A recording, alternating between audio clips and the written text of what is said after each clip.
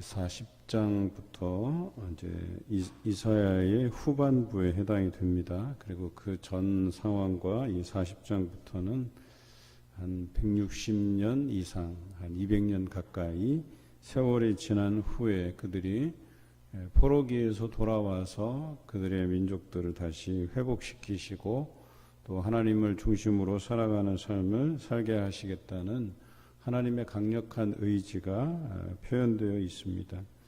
그래서 어제 우리가 말씀을 나눴듯이 이사야서를 제1 이사야, 제2 이사야 혹은 제3 이사야로 나누는 것이 보통이었는데 이제 그렇게 나누지 않고, 그러니까 나눈다 나누지 않는다는 의미는 각자 이 이사야서를 쓴 저자가 다르다 이런 표현이거든요. 근데 우리는 그렇게 보지 않고 이사야가 이것을 통째로 쓰긴 썼는데 이 40장부터는 봉함하였다가 나중에 백성들에게 공개하라는 그의 어떤 유언이 있었지 않겠냐라고 보는 거예요. 그래서 시간이 흐르고 나서 이후에 이 40장부터의 말씀이 공개되었을 가능성이 있다 말씀을 드렸습니다. 이유는 이것이 다른 저자였으면 다른 곳에서 발견되는 게 일반인데 그렇지 않고 온전한 모습으로 보존되어 있고 또 발견된 장소가 같은 것을 보면 이것이 이사야가 처음부터 끝까지 기록했을 가능성이 있다 이렇게 보는 거죠. 오늘 40장부터 계속해서 희망의 말씀들이 우리에게 선포되고 있습니다.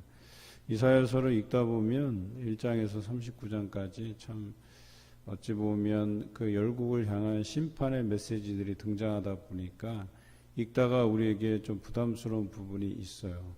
또 마음의 찔림도 있고 하지만 40장부터 우리 읽다 보면 우리에게 새로운 희망을 선포하시고 또 회복을 선언하시고 또 만국을 다스릴 그 도구로서 사용된다라고 하는 그런 말씀을 주시는데요. 특히 41장이 하나님께서 우리를 심판의 도구로 삼으시겠다. 즉 15절에 보면 너를 이가 날카로운 새 타작기로 삼겠다라고 말씀을 하고 계셔요. 그런데 이전에 이들은 어떤 사람이었냐? 14절에 보면 버러지 같은 너 야곱아 그랬어요. 그럼 버러지 혹은 지렁이, 옛날 성경에는 지렁이라고 되어 있죠.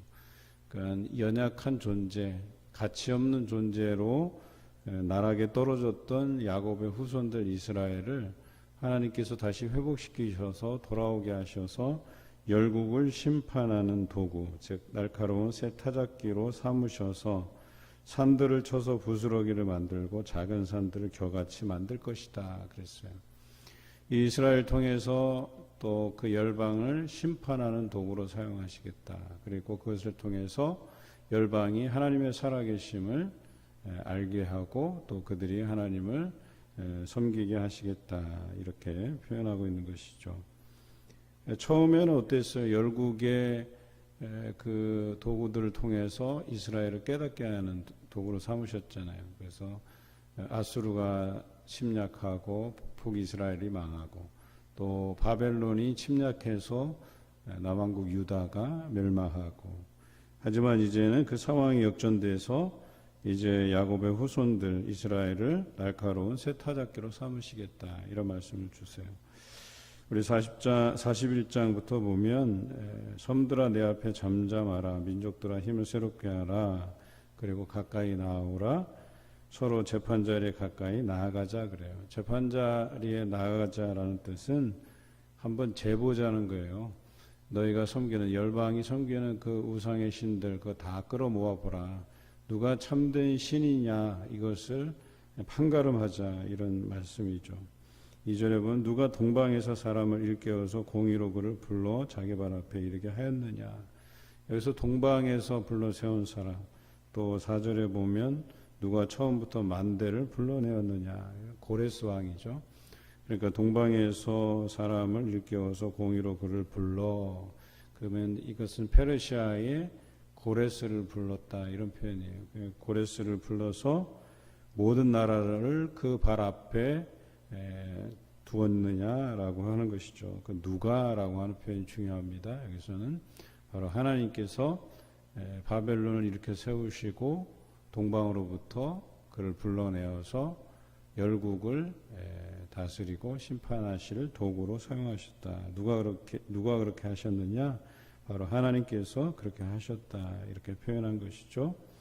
그래서 그것을 통해서 섬들이 보고 두려워하고 땅끝이 무서워 떨며 함께 모여와서 각기 이웃을 도우며 그 형제에게 이르기를 너는 힘을 내라 하고 그랬어요. 그런데 결국에는 이 고레스 왕을 불러 세우셔서 하나님께서 열국을 심판하는 도구로 사용하시기는 했지만 또 그 이후로 그런 페르시아든 이제 앞으로 도래할 헬라 시대든 또 헬라 시대가 끝나고 로마가 등장하든 이들을 주관하고 다스리는 분이 하나님이신 것을 우리가 잊지 않아야 된다라고 하는 측면에서 말씀하시는 거죠. 그런데 특별히 그 선택한 백성, 즉 아브라함의 후손들, 야곱의 후손들, 이스라엘 백성들에게 어떤 위로를 주시느냐? 9절에서 보면 내가 땅끝에서부터 너를 붙들며 땅 모퉁이에서부터 너를 부르고 내게 이르길 너는 나의 종이라 내가 너를 택하였고 싫어하여 버리지 아니하였다. 이렇게 말씀을 주시고 계세요. 그러니까 그들을 힘들게 했던 것이 너희를 싫어해서 버린 것이 아니다. 이렇게 표현하신 것이죠. 그들을 어려움 가운데 광야 같은 곳에 버려두었다가 어떻게 보면 버린 것이 아니라 연단하신 거죠. 훈련하신 것이죠. 그래서 그들을 다시 불러 모으시고 붙드시고 라고 표현하고 있어요. 그래서 더 이상 그들이 두려워하거나 떨지 아니하도록 10절의 말씀을 주시죠. 우리 10절의 말씀 우리 함께 읽어보겠습니다. 두려워하지 말라 내가 너와 함께함이라 놀라지 말라 나는 내 하나님이 됨이라 내가 너를 굳세게 하리라 참으로 너를 도와주리라 참으로 나의 의로운 오른손으로 너를 붙들리라 그랬어요. 우리 하나님께서 우리에게 두려워하지 말고 놀라지 말라고 하십니다. 우리 하나님께서 우리의 하나님이 되신다라고 표현해 주십니다. 도와주시겠다고 하십니다. 의로운 오른손으로 붙들어 주시겠다고 말씀하십니다. 이것을 인하여서 이스라엘이 두려워할 것이 없다. 지금의 상황에서 과거 그들이 이제 포로기를 지나고 또 그 전에 아수르의 침략을 받고 또 여러 나라들의 괴롭힘을 당했던 아픈 역사가 있지만 앞으로는 너희 백성들을 하나님께서 책임져 주시고 이끌어 주실 것이다. 이렇게 말씀해 주시고 계시죠. 이것이 참 중요한 것 같아요. 우리는 인간으로서 연약한 존재이기 때문에 어떤 어려움을 겪고 나면 트라우마가 생겨요. 그것으로 인해서 걱정이 생기고 염려가 생기고 특별히 우리 연약한 존재들이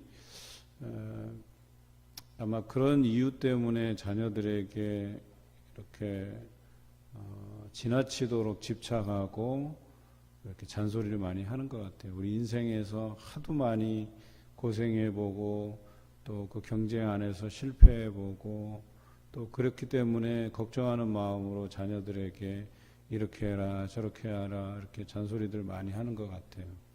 그런데요, 중요한 것은 오늘 우리가 그런 트라우마에 사로잡혀서 미래에 대한 두려움에 사로잡혀서 그렇게 살아가기보다는 하나님을 의지하고 두려워하지 말고 놀라지 말고 하나님이 우리의 하나님이 되시고 우리를 도와주실 것이며 의로운 오른손으로 우리를 붙들고 계시다라고 하는 사실을 우리가 알고 믿고 체험하고 또 우리 자녀들에게 그것을 알려줄 필요가 있다라고 하는 것이죠.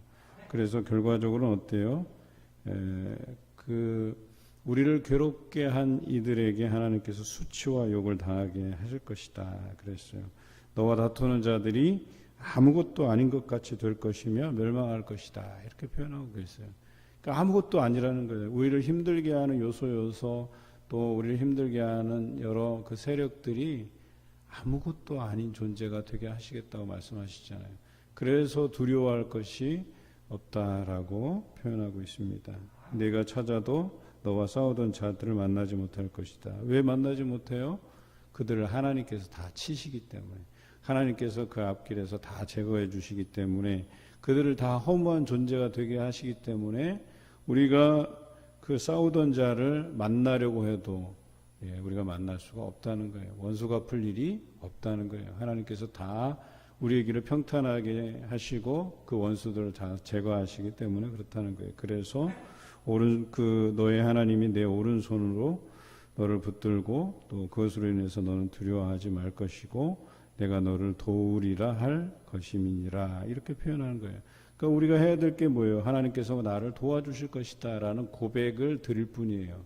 우리의 사명은 그런 것이지 그 앞에 놓인 것들을 우리가 뭐 굳이 피곤하게 나가서 싸우고 할 필요가 없다는 거예요. 우리가 시편을 묵상하면서도 그런 내용이 참 많아요. 우리가 나아가 슬피 부르짖는 일이 없고 나아가 싸울 일이 없다라고 우리에게 표현해 주세요. 우리에게 하나님께서 평안을 허락하시고 형통을 허락하신다는 것은 그런 걸림돌을 다 제거하시겠다는 것입니다. 그런데 우리가 그것에 대해서 두려워하지 말라고 이야기하는 거예요. 오직 너희 행할 바는 뭐냐? 하나님께서 우리를 도와주신다라고 하는 이 고백을 드리라는 거예요. 이런 고백을 드리라고 하는 것은 이 일이 해결되지 않은 상황에서 그래도 하나님께서 이 부분도 하나님께서 해결해 주실 것이다 라고 고백드림으로 인해서 결과적으로 이것도 해결을 받을 뿐만 아니라 많은 사람이 볼 때 이 사람의 고백처럼 하나님께서 이 모든 것을 해결해 주셨구나. 하나님은 살아서 역사하시는구나. 이것을 우리 삶을 통해서 드러내 보이시기를 원하신다라고 하는 거예요. 뿐만 아니라 지렁이 같은 그 벌레 같은 그런 야곱의 족속들 이스라엘을 새 타작기로 삼아서 그 열방을 심판하는 도구로 삼으시겠다고 말해요. 그리고 이것을 통해서 뭐예요? 이것은 이스라엘의 거룩한 이로 말미암아 자랑하리라 그랬어요. 16절에. 그러니까 뭐예요? 이 이스라엘 족속을 열방을 다스리고 통치하고 심판하는 도구로 삼으시고 그것으로 인해서 이스라엘의 거룩한 이로 말미암아 이것이 이루어진 것이다라고 하는 것을 자랑하게 하려 하십니다라고 말씀해 주셔요. 우리를 잘되게 하신 이유는 한 가지예요. 하나님의 그 이름이 드러나게 하시기 위한 그런 수순이라고 이야기하는 거죠. 그런데 참 안타까운 것은 우리가 이런 일을 경험할 때 이렇게 하나님께서 도와주시고 우리를 세워주심에도 불구하고 우리는 이것을 하나님께서 우리를 도우셨습니다. 하나님만 우리가 자랑합니다 라고 하지 못하고 내 공로 있냐, 내가 수고로 이 땀을 흘려서 내 덕인 줄 알고 이렇게 교만한 마음으로 살아간다는 것이죠. 우리 하나님께서 원하시는 삶은 그것이 아니에요. 여러분을 통해서 하나님의 그 살아계심이 증거되고 드러나기를 원하시는 분이시다. 여러분은 고백할 것은 오직 하나님만이 나를 도우실 분이시고 뿐만 아니라 그 거룩하신 이로 말미암아 내가 자랑할 것이 하나님밖에 없다라고 하는 이 고백이 있게 하게 하십니다라고 하는 걸 기억하시기를 부탁드립니다. 오늘 21절부터 여호와께서 이제 거짓 신들에게 명하시는 말씀이 있어요.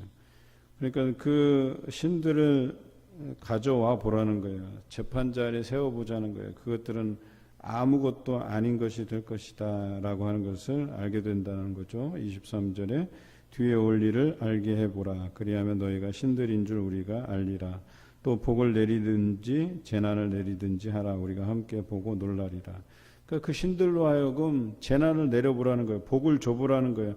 앞으로 올 일들에 대해서 예언해 보라는 거예요. 근데 그렇게 하지 못한다는 거죠. 결과적으로. 그리고 어때요? 24절에 보라 너희는 아무것도 아니며 너희 일은 허망하며 너희를 택한 자는 가증하다. 이렇게 표현하고 있어요. 그 우상을 섬기는 자들은 가증하다. 왜? 그 우상이 아무것도 아니기 때문에. 그러니까 세상에 존재하는 미물에 지나지 않기 때문에 심지어는 우리 하나님께서 만드신 인간보다 더 못한 존재인데 그것을 마치 신처럼 여기고 섬기는 자들은 이 땅에서 가증하다 이렇게 표현하고 있다는 것이죠.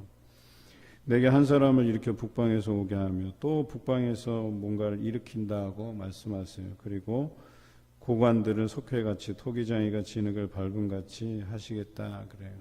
그러니까 하나님의 능력이라고 하는 것은 그냥 이 열방에서 마음에 들지 않는 하나님을 거역하고 하나님께 대해서 반기를 드는 사람들에 대해서 또 하나님이 아닌 다른 신들을 섬기는 자들을 심판하기 위해서 하나님께서 얼마든지 북방이든 동방이든 얼마든지 일으켜서 불러와서 그들을 치게 할 수 있는 그런 능력의 하나님이시다라고 하는 것이죠. 26절 누가 처음부터 이 일을 알게 하여 우리가 알았느냐? 누가 이전부터 알게 하여 우리가 옳다고 말하게 하였느냐? 알게 하는 자도 없고 들려주는 자도 없고 너희 말을 듣는 자도 없도다. 내가 비로소 시온에서 너희는 이제 그들을 보라 하였노라. 내가 기쁜 소식을 전할 자를 예루살렘에 주리라 그랬어요. 그러니까 아무도 이 일을 행할 수 없고 알게 하는 자가 없겠지만 하나님께서는 하실 수 있다는 거예요. 그래서 돕는 자를 보내시겠다고 말씀하시는 거죠. 그것을 그 구원을 그 기쁜 소식을 그들로 하여금 보게 하시겠다라고 하는 것이죠. 사실은 예수 그리스도를 이 땅에 보내신 것도 뭐예요? 너희가 그 영광을 보리라, 육체 가운데에서 보리라라고 하신 그 말씀을 이루신 것과 같잖아요. 예수 그리스도를 이 땅에 보내신 것이죠. 그리고 이 땅에 많은 사람들에게 구원의 메시지를 전하신 것이죠. 이것이 너희의 살 길이라고 말씀하신 것이죠. 내가 본 적 한 사람도 없으며 내가 물어도 그들 가운데 한 말도 대답할 좋은 자가 없도다. 보라, 그들은 다 헛되며 그들의 행사는 허무하며 그들이 부어 만든 우상들은 바람이요 공허한 것뿐이니라. 우리가 살아가면서 새겨 만든 것만 우상이 아닙니다. 뭐 불교에서 섬기는 것, 유교가 숭상하는 것, 여러 가지 종교들이 숭상하는 어떤 새겨 만든 또는 사상 이런 것들 다 허무한 것들이고 헛된 것들이고 또 바람이고 공허한 것뿐이다. 그것을 섬겨봐야 얻을 것도 없고 결과적으로 그들이 우리의 삶의 조언자가 되지 못한다. 도움이 될 만한 이야기를 우리에게 줄 수 없다고 단언하고 계십니다. 오직 우리에게 그 길을 알려주시고 인도하시는 분은 여호와 하나님 한 분뿐이시다라고 하는 것을 오늘 이사야 선지자를 통해서 말씀해 주시고 계셔요. 우리는 이 말씀을 주목해서 볼 필요가 있습니다. 여러분, 우리가 살아가면서 내 자신이 뭔가 자신 있다라고 여길 때에 겸손히 나를 쳐서 복종시키는 삶이 중요해요. 사고와 생각이 다 그래요. 마음도 그래요. 여러분, 신앙도요. 내가 강하다고 생각할 그때 나를 쳐서 복종시킬 수 있어요. 내가 믿음 있는 자 같고 내가 뭔가 영적으로 탁월한 것 같지만 여러분, 그때 우리를 쳐서 복종시켜야 돼요. 우리는 먼지 같은 존재고 아무것도 아닌 존재예요. 누구보다 우리가 비교해서 내가 더 낫다라고 할 만한 그 무엇도 단 1도 없는 그런 존재라는 거예요. 근데 우리는 어때요? 비교하면서 살아요. 내가 더 잘났다고 살아요. 내가 가진 것이 더 많다고, 내가 건강하다고 별거 가지고 자랑하고 비교하고 내가 우월한 존재처럼 생각하시는데 그렇지 않아요. 우리 하나님이 아니시면 우리는 그냥 먼지 같은 존재예요. 있다가 쉬 사라지는 존재들이에요. 그런데 그걸 가지고 뭘 자랑하고 또 이렇게 된 것이 하나님의 공로가 아닌 나의 노력, 나의 지혜, 나의 건강, 내 주변에서 도와주는 사람 아니에요. 아무것도 아닌 것들이에요. 왜 그것을 우리가 칭찬하고 의지하고 거기에 집중하고 목을 매는지 모르겠어요. 여러분, 그럴 필요가 없다는 거예요.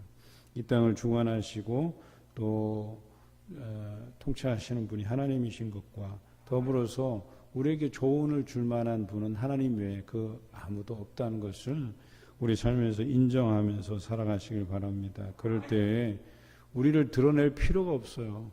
우리가 다른 사람들에게 기억될 필요도 없어요. 그냥 그저 우리 하나님 앞에 내가 신실하게 살면 그만이지 왜 우리가 다른 사람들의 어떤 안목에 각인되어야 됩니까? 우리를 자랑 삼아서 드러내야 됩니까? 그럴 필요가 없는 거예요. 우리는 겸손하게 우리 자신을 낮추고 하나님 앞에 우리의 신앙의 고백들을 드리면 되는 것이지 자신할 필요가 뭐 있어요? 여러분, 우리는 흔들리는 갈대와 같은 사람들이에요. 여러분의 그 믿음이 얼마나 쉬이 움직이는 줄 아세요? 정말 요랬다 저랬다 해요.